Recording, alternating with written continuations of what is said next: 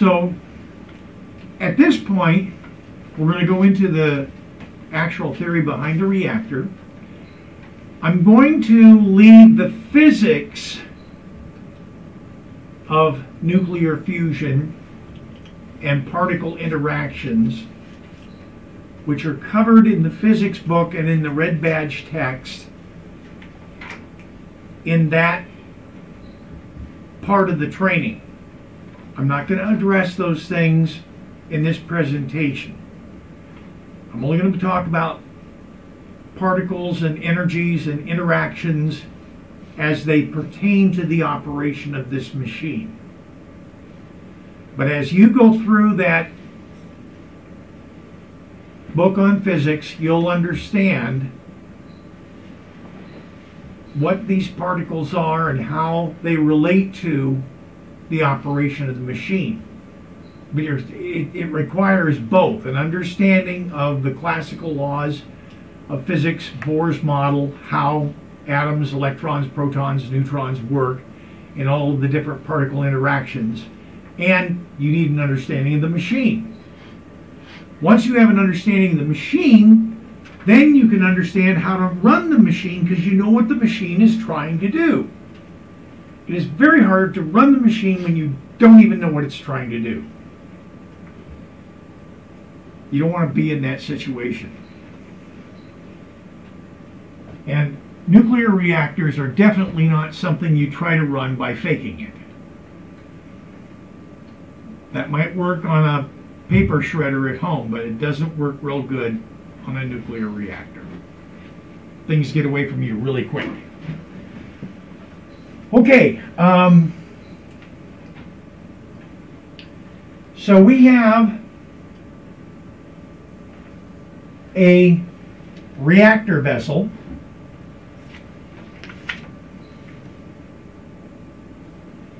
I'm going to draw a typical Farnsworth fusor, and we'll discuss its operation first.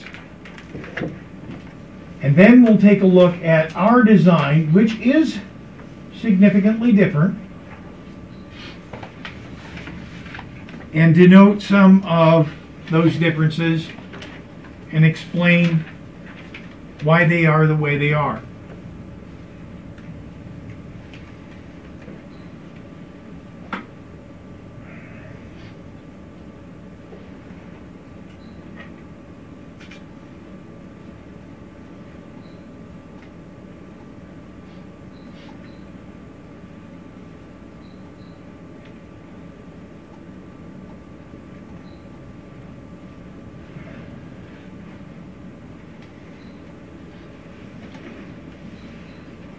So this is a stainless steel vessel, and it's rated for a very high vacuum operation. So you can take it all the way down to 0 microns, 0 torque, and it will remain structurally solid. It won't implode on you or collapse.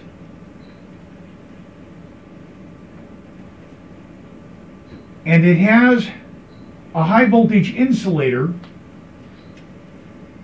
up here on top, through which an electrode passes down inside, and it's connected to a spherical ball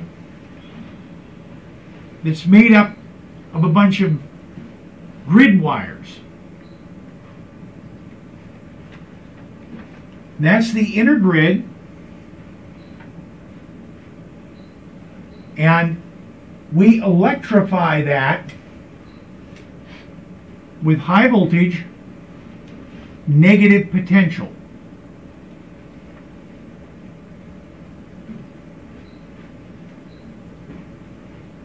The next thing we have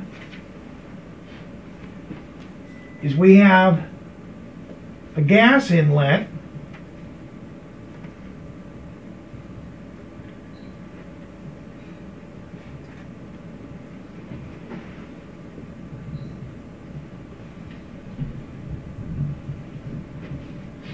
And using a mass flow controller, we administer a gas called deuterium, which is a form of hydrogen that has an extra neutron.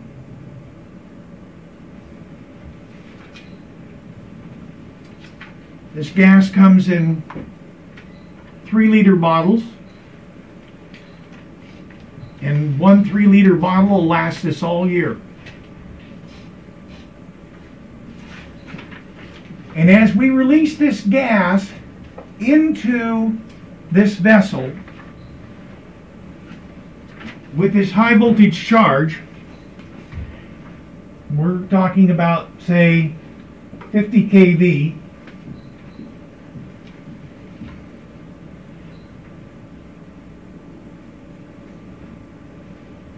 the field inside this jar created by this high voltage electrode strips the electrons from the gas coming in, and therefore the gas becomes ionized. Now, if we take a negative charge away from an atom of hydrogen,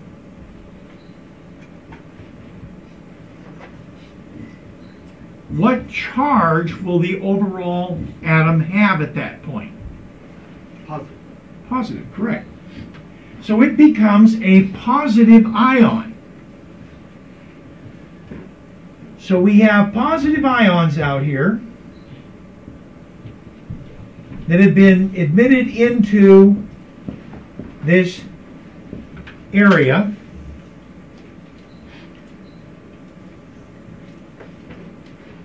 Inside the sphere.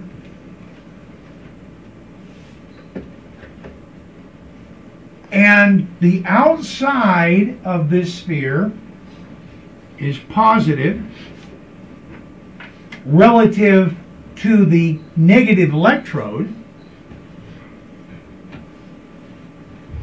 Opposite charges attract, like charges repel.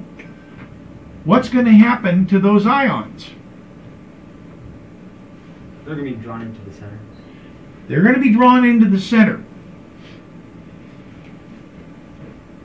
And more specifically, they're going to be drawn right through the wires of that grid into the very center, something we refer to when we are talking about the Farnsworth fusor as a negative potential well, or the point of highest negative potential electric voltage, electric field. That negative is drawing these particles from all different parts of the vessel.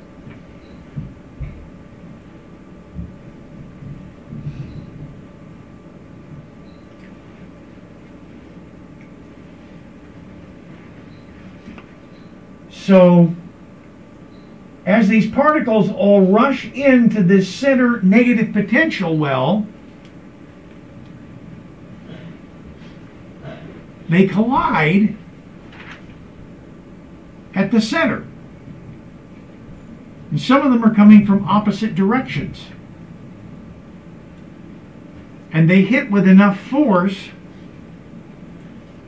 so they overcome the Coulombic barrier, and they have an atomic reaction and fuse, and we wind up with a proton being ejected, and we are left with a helium-3 atom, or we wind up with a neutron being ejected, and we wind up with a tritium atom. So these are the two different scenarios.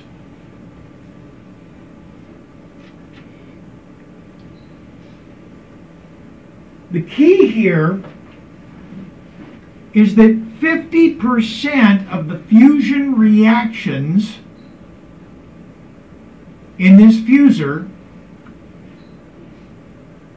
produce a neutron and 50% produce a proton.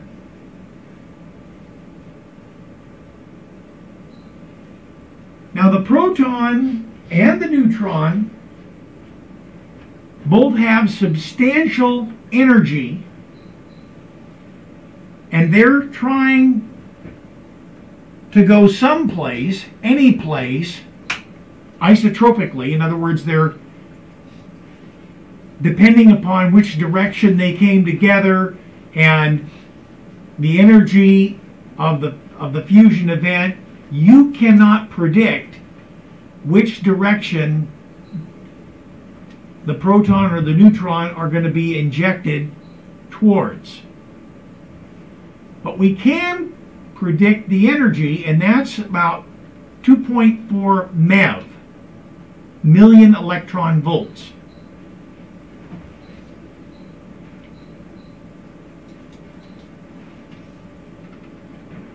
Now this 2.4 MeV, if we eject a proton, which is a fairly large particle, and we eject it at 2.4 MeV, what's going to happen to it? It's going to slam into the walls somewhere of our reactor vessel and impart, through an inelastic collision, its kinetic energy to that reactor vessel, and that translates as heat. So there is heat produced in this nuclear reaction in the surface of the reactor vessel. The neutrons, however, are a different story. Because the neutrons do not have a charge, they're called neutrons because they're neutral, they go flying right through the Coulombic barrier of all other atoms as if it wasn't there, and unless they actually hit the nucleus, they can continue on indefinitely.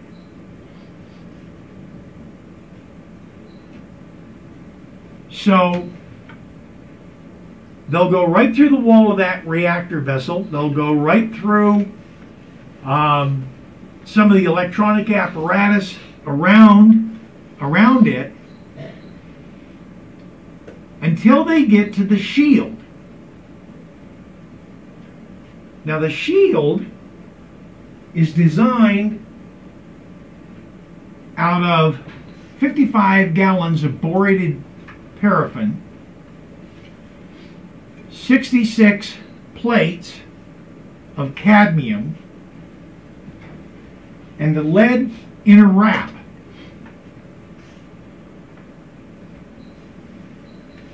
Now it's probably fairly logical to think, okay, that's lead. Boy, I'll tell you what, that's solid stuff. That neutron's going to stop when it hits the lead, right? No, it goes right through it. Look, it's not even there. Big atoms that have large electron shells are actually very transparent to neutrons. It is the small atom, and particularly hydrogen, that slows neutrons down and stops them. So the reason we use borated paraffin is boron happens to have a very broad cross section,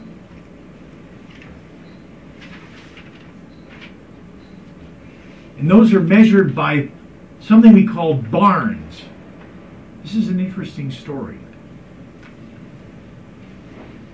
Have anyone here ever heard the statement, he couldn't hit the broadside of a barn? Well, it's a colloquialism, often used in baseball games for pitchers who are not pitching a very good game. But this term barns was appropriated and used as the standard of measure for the cross section, that is the ability of an atom to stop a neutron. And it has received official acceptance and is commonly used in physics, and you can look up the Barnes rating for all the different elements and you'll find boron has a really high one. Uniquely, it stops neutrons a lot better than most other elements. Hydrogen, because it only has one electron shell, packs much tighter, so the nuclei are much closer together. Therefore, the chances that you're going to hit a nuclei in densely packed hydrogen is higher than if you're going through lead, which has a whole lot of electron shells, and the nucleus are far more removed from each other.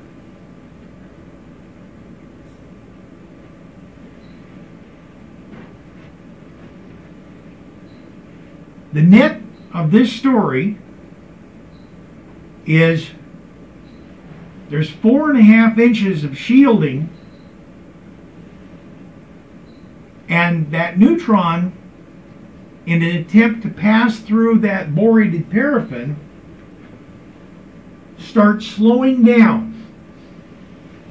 We call this slowing of the neutrons thermalization.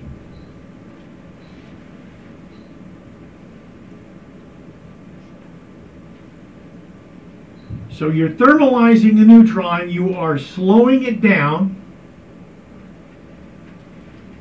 because a neutron is traveling too fast to interact with matter.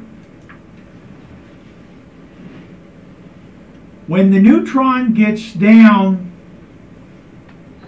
to under a megavolt of energy, it'll readily interact with most nuclei.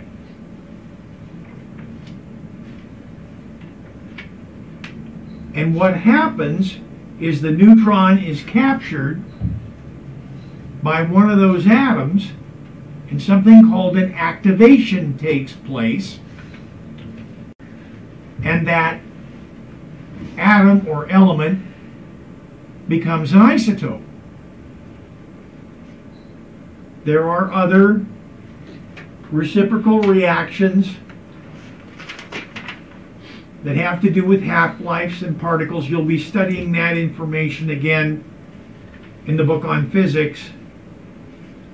And ultimately, we have a chart in the reactor room that will allow you to look up any of the isotopes that are created through this process called activation and determine their half-life and determine their properties. It's a very involved part of nuclear chemistry.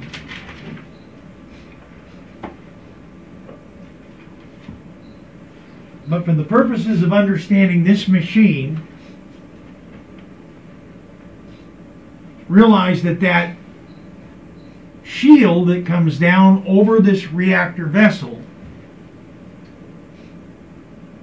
is eliminating over 90% of the neutron radiation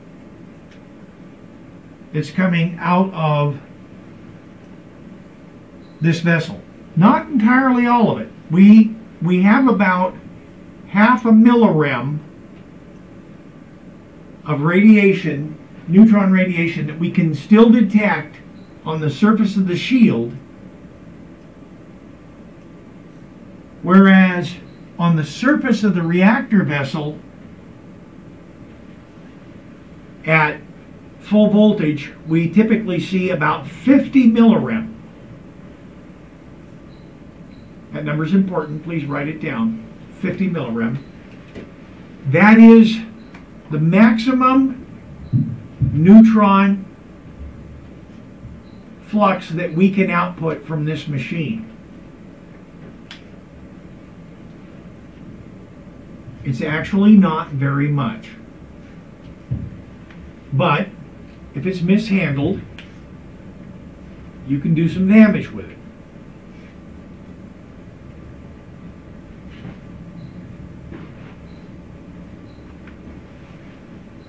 So we have a shield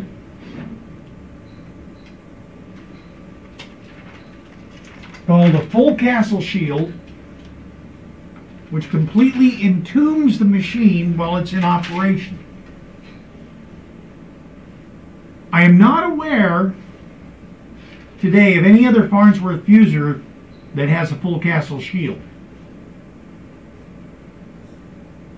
Most people just simply run around behind their staircase and down behind a garbage can when they turn it on. Don't ask me why, but that's, yeah. Safety and shielding is a big deal. If you aren't paying attention to safety, sooner or later you're going to run afoul of state, federal, local authorities, and they're going to shut you down. That's all there is to it. So if you're going to work with this stuff, you do it by the book. You deal with the safety up front. You have a badging program, you have proper shielding, you have proper radiation protocols, and a radiation safety operating procedure, and you follow it.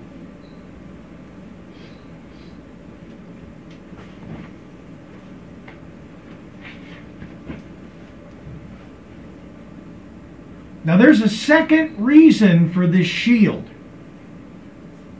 and it's a very important one. The design of this machine is such that a second reaction is taking place here. And that reaction is that these ion streams, which are coming from this, are creating X-rays. A lot of X-ray.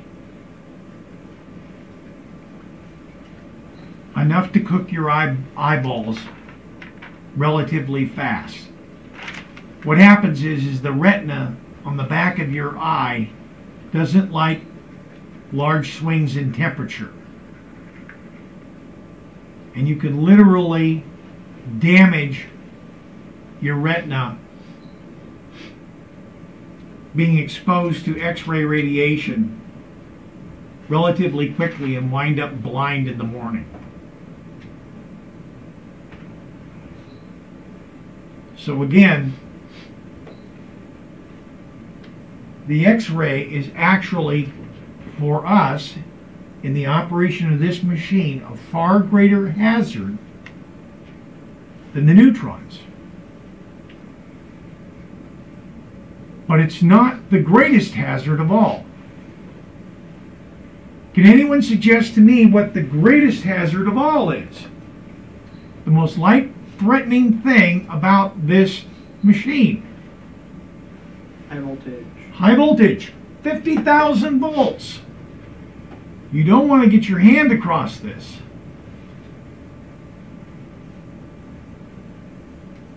The voltages inside this machine will kill you. And so you want to operate with guidance and direction at all times. And oh yeah, by the way, the high voltage system in this machine is not safe just because it's switched off. It's not safe even if it's unplugged. Many of these machines have high voltage capacitors which store a charge for weeks or months and can bite just as hard later.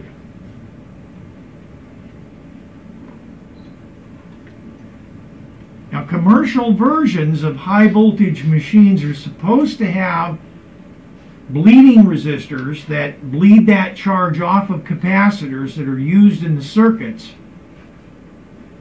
But it's very possible that one of the bleeder resistors goes bad, and unbeknownst to you, this machine is still holding a charge. You don't want to ever trust a high voltage electrode to be at zero, even when the machine is off, even when it's unplugged. So we have what's called a safety hook, and it has a great big ground braided strap on it. And that hook is placed on the electrode before anybody tries to service the reactor vessel or any of the surrounding equipment.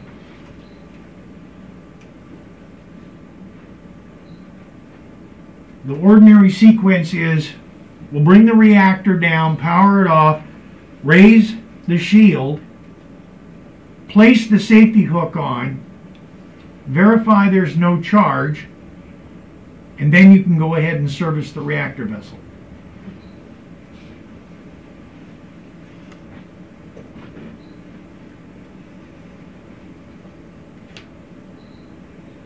Now this is the way, this is the design, essentially, of a Farnsworth Fusor.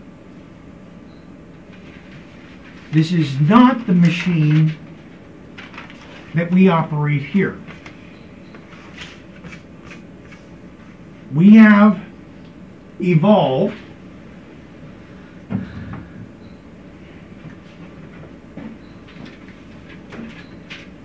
through experimentation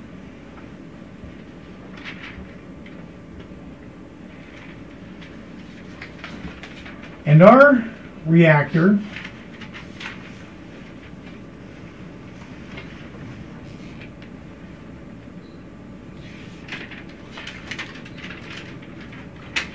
has conflats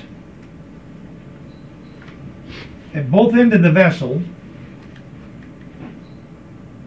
and mounts on to a vacuum system at the bottom.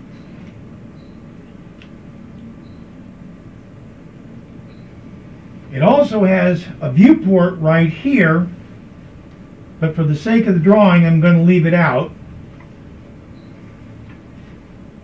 But there's a large glass viewport right there that you can observe and do photography with.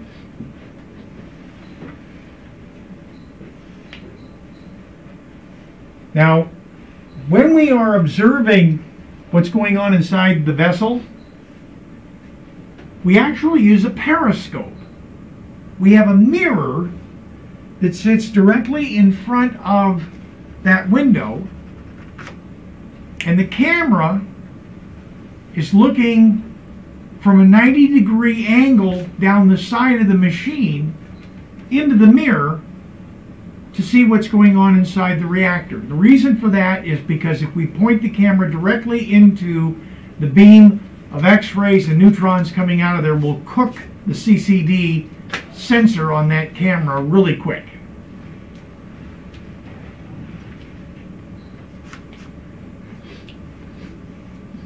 in our device, we have a single central ring. And that central ring is made of titanium. And on the conflats at each end of the reactor, we have circular discs about 3 inches in diameter made of titanium. And they're affixed to the conflats such that they can propagate any heat they accumulate into the thickness of the metal on both sides. Please explain what a conflat is.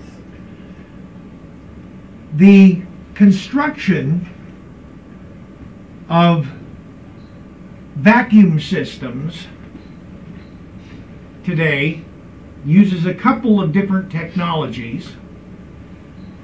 Conflat refers to one in particular that uses a knife edge on the metal surface to push into a copper ring and create a seal that's 100% solid, so you can do evacuations and run under pressure, or without pressure, I should say, and thereby perform all your experiments without worrying about leaks. It's very efficient, provided that you clean that surface, keep that knife edge from getting dinged or damaged, and use a fresh, out of the wrapper, copper seal every time you reseal this vessel.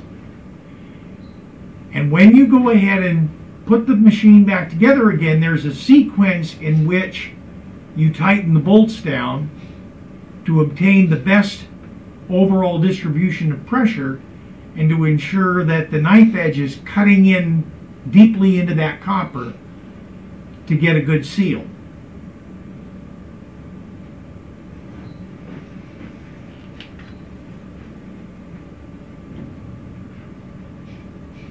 Now this ring creates, again, a cloud of negative electrons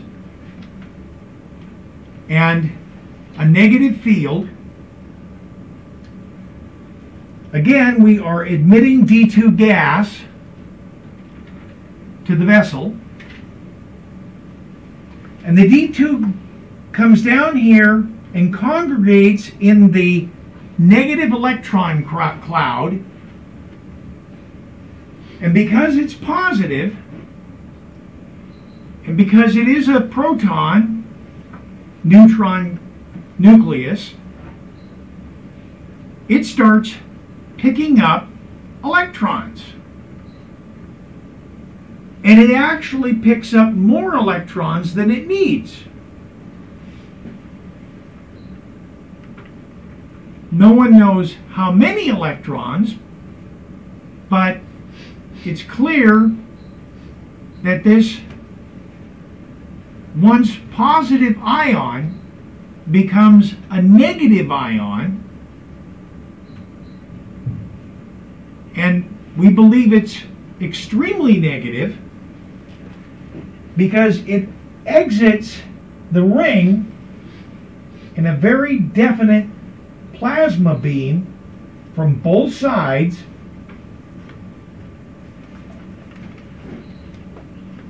and proceeds at high speed to the two conflats on each end of this vessel. As these deuterons slam into the titanium, some of them become embedded. Others are reflected and bounce. The ones that reflected and bounce will come back up the stream and collide with incoming deuterons. When they do that, we have in-stream fusion events. Most of them occur quite close to the titanium surface.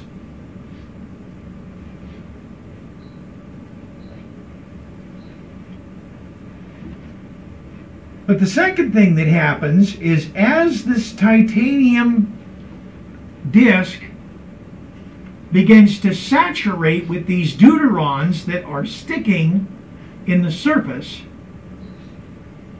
the probability that incoming deuterons are going to slam into them from behind in the beam that's still coming down goes up. So we start having fusion events directly on the surface of this titanium insert.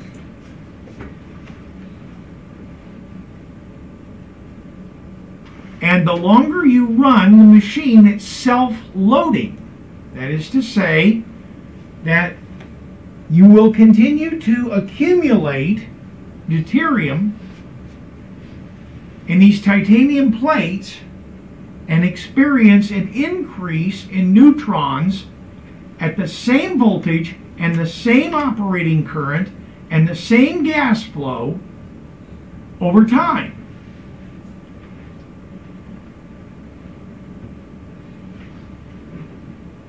It has not been explored,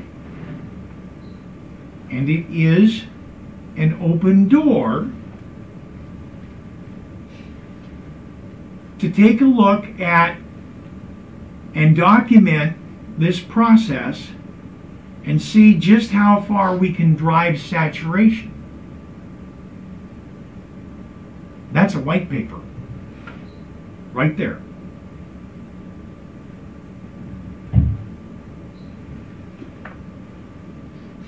Another aspect is, okay, we've got a beam. And this beam, which you can readily see, comes out of this circular poiser made of titanium. You say, Carl, how did you determine the dimensions of this titanium ring that you're using in the center of your reactor? Well, that was the size of the motorcycle yoke washer that I found that was titanium on eBay.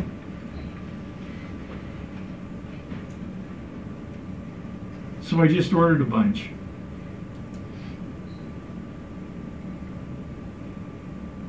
And then I stuck them in a water hose clamp and stuck it to the electrode, and it worked.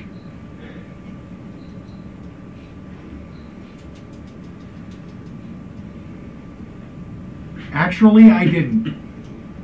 3 of my students pioneered this technology. I was the mentor, but they did the work.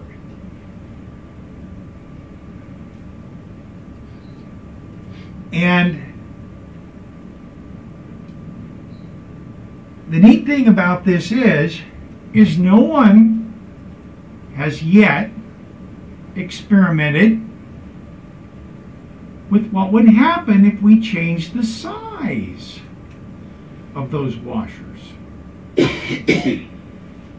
Or if we used multiple washers. Or we changed the length a little bit. We have here a phenomenon. It works really well. We get 1 times 6, 1 times 10 to the 6th neutron production out of this machine consistently, repeatedly, using this configuration. And it gives us a virtual beam on target with these ion beams that we can use for a variety of other experiments. And oh yeah, we figured out that we could also, instead of putting deuterium in here, we can just shoot hydrogen in here.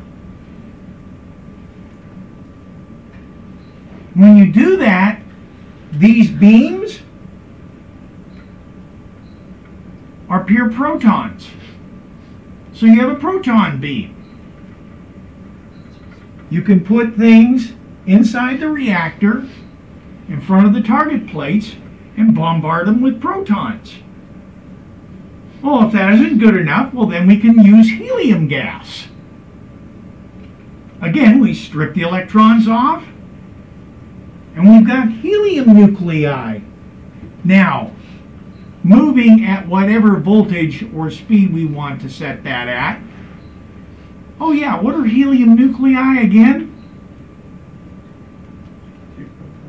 Alpha particles. So we can shoot alpha, we can shoot protons, we can shoot neutrons. Have we tried shooting other gases yet? Or would that end with bad results? That's as far as we've gone. But certainly, what I'm showing you is that we've already achieved some serious flexibility here and added to the overall functionality of our reactor. And there's a lot more that could be done. A lot more worth exploring.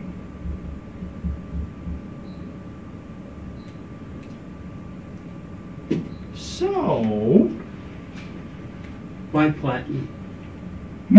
Why platinum? Why titanium? I'm sorry, yes. Why titanium? Titanium was first used in the Fusor in Madison, Wisconsin, because titanium likes to absorb deuterium. It drinks the stuff. And that's what you want if you want a self-loading target. So by putting these inserts of titanium in, we are in fact creating a self-loading target, and then by using titanium rings in the center, we actually have an additional process going on. We are literally sputtering titanium onto the targets and the surrounding metal. So if for some reason the metal becomes contaminated, it's simply overwritten with fresh titanium atoms, and we just keep these areas constantly saturated with titanium, and they become saturated with deuterons, and over time that radiation production goes up until you break the seal. When you open this machine, the magic leaks out, and the radiation production capability goes back down to minimal. And it takes sometimes weeks to build back up to where you were. Regularly running it every day to get it back up to where it was. So when we start thinking about how we're working on this reactor, we understand what happens in saturation. That's one set of experiments. And then when we start opening and closing it on a regular basis, because we're going to mess with the geometry of it, we recognize that in those experiments we're going to see a lot less production of neutrons, but that doesn't mean anything because the saturation effect isn't involved. we just take that into account and do relative comparisons of output without the saturation effect and look for increases in overall production from design to design. Okay, so yeah. Are the neutrons being produced everywhere, all directions, or are they confined to a place where we can get them out? The neutrons emanate from, let me use a different color pen.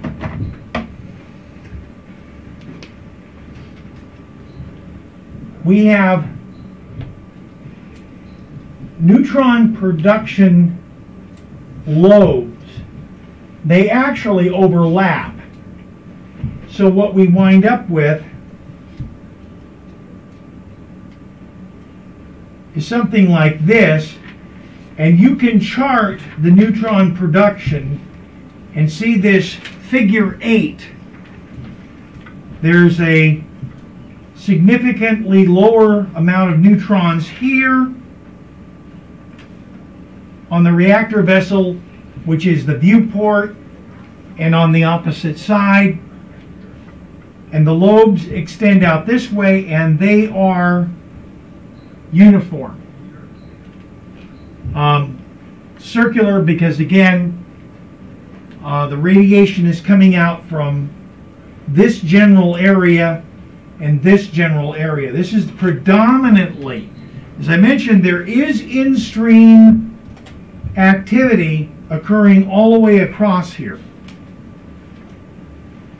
But the general output of neutrons is anisotropic, not isotropic. It's not coming from the center, but rather from the two outside conflats. And where do we get the neutrons that we use for our experiments? Okay, the shield comes down within 1/2 inch of the end of this conflat. There is a port in the shield.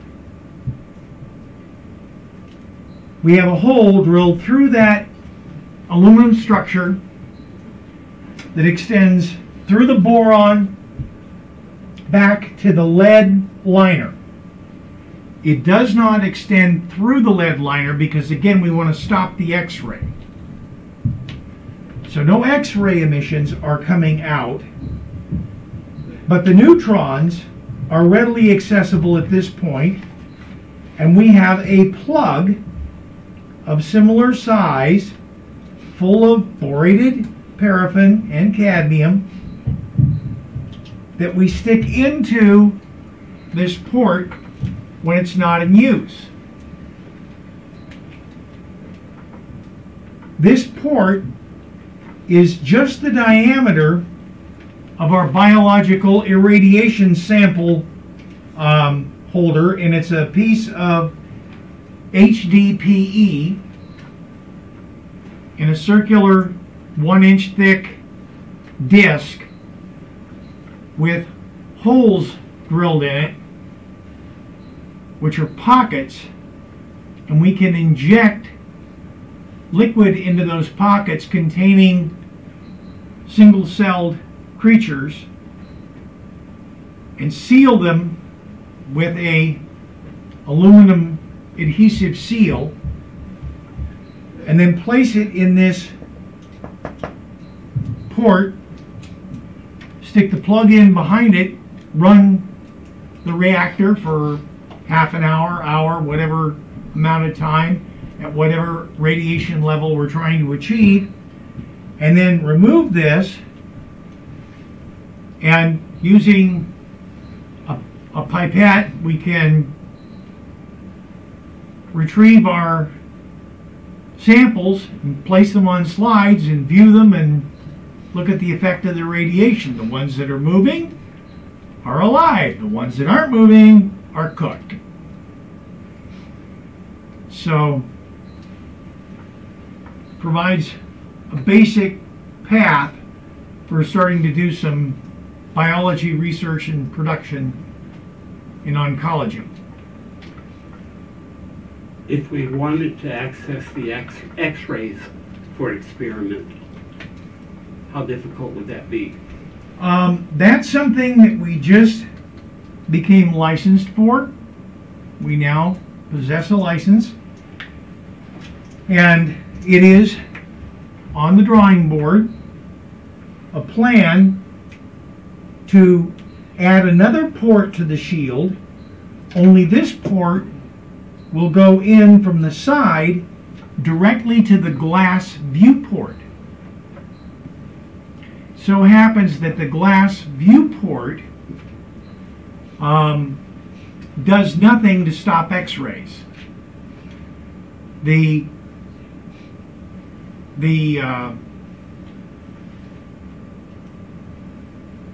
steel reactor vessel significantly limits the X-rays, but it certainly doesn't stop them at the higher voltages.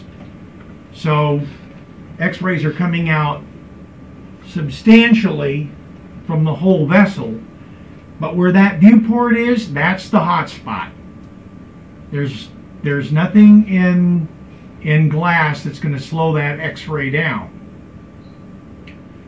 And so we would have a port again, and this one would have a lead plug, and we would remove the lead plug, and it would be of a diameter and type that we could control and set up a backstop for it and use it as a controlled X-ray radiation source.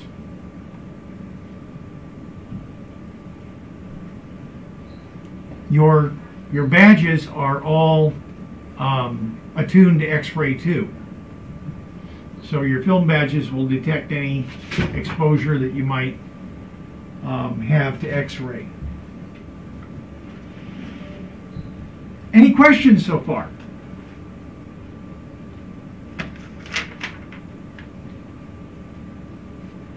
Anyone still awake?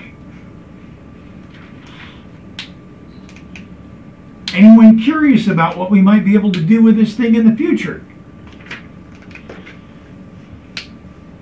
There's a lot of cool things that haven't ever been seen. I'm going to share a piece of philosophy with you about fusion. Do we need a solution to fusion that will power our need for energy in the world and replace fossil fuels and stop the global warming crisis? Yes or no? Hello? Well, yes, that or nuclear or fission. Nobody likes fission. You want to stay with the coal and the oil and the gas and continue to breathe the pollution and watch the planet warm? Right? No. How about And eventually run out. Okay. So fusion is really simple. We simply build a star on the planet. No one's laughing. No, that's not practical. The star would be bigger than our planet, hopelessly bigger, and it wouldn't be something we could control. So we can't use fusion through the same physics that it currently operates on in the sun. We have to come up with a different set of physics. Now, if the physics that we employ that's different than the physics in the sun takes up 15 square miles, costs $200 trillion to build, and requires 130 years of research to get it functional, are we headed in the right direction? Well, kind of, yes. But it's not the right, it's not a good direction. Is it what we need? No. One thing that will help us in our quest for fusion is to right-size the bite. The moment we're trying to do fusion on a scale that's ridiculously large and horrifically expensive, a very simple process is taking place. We've lost our minds.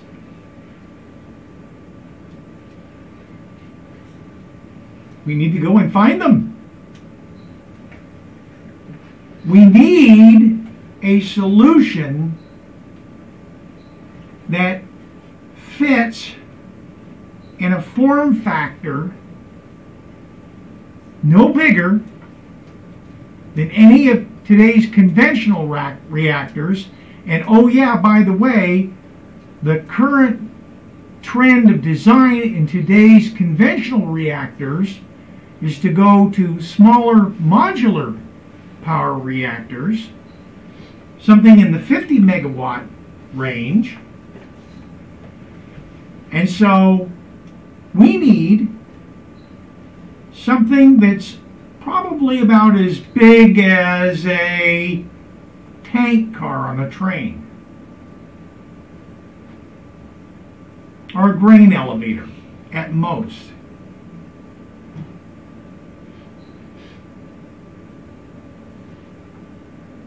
And we need to think in terms of a solution and a set of physics that confine the work and the cost to something reasonable. Now, I know there's a need to understand what will work, but we've been doing that for 30 years, and we are now into the trillions of dollars, and we still don't have a viable operational technology. What would happen if we had taken all the money that's been plowed into this great big one and funded a bunch of little ones? What would the probability that we would have found something by now have done mathematically? We magnified it. Obviously, the more efforts you have on more fronts, the more research you have going on, the more possibilities you explore, the more likely you are to find it. Easter egg hunt. If I've got 2 kids out searching for Easter eggs in a field, I'm not going to have anywhere near as many Easter eggs as if I have 200 kids out searching in that field.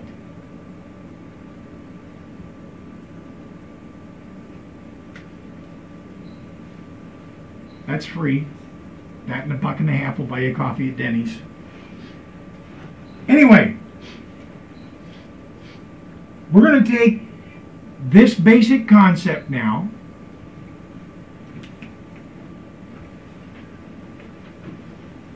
we have voltage,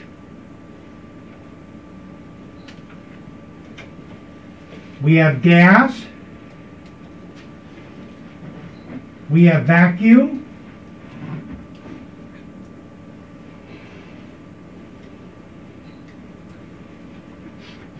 and we have current.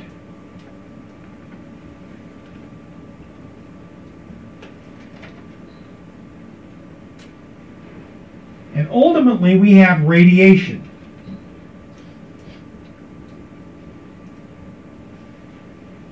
So voltage, gas, vacuum, current, and radiation.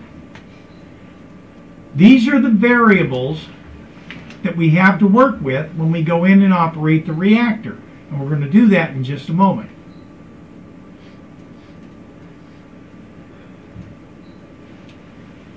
But from this chalk talk, you should have a functional understanding of how this thing works. So when we actually go in there and start twisting dials and throwing switches, you're going to understand what's going on inside. Okay? Let's go to lab.